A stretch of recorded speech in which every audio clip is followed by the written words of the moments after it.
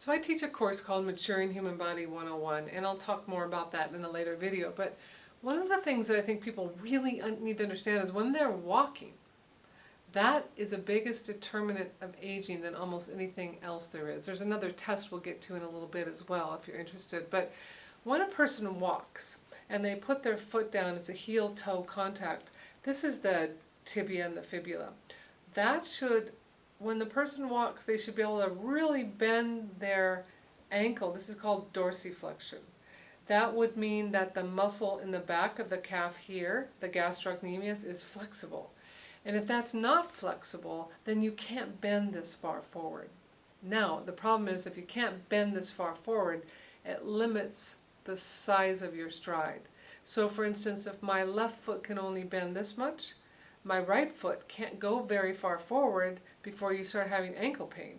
So when you have good flexibility of the calf muscles and you've got good dorsiflexion, you can make big, long strides.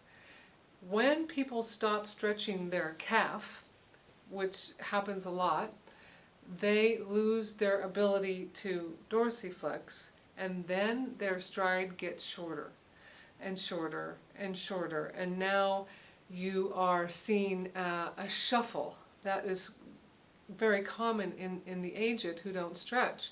When a person can only shuffle, not only does their speed of mode of transportation reduce, but now you don't have a wide base to operate on, and you're more prone to falling.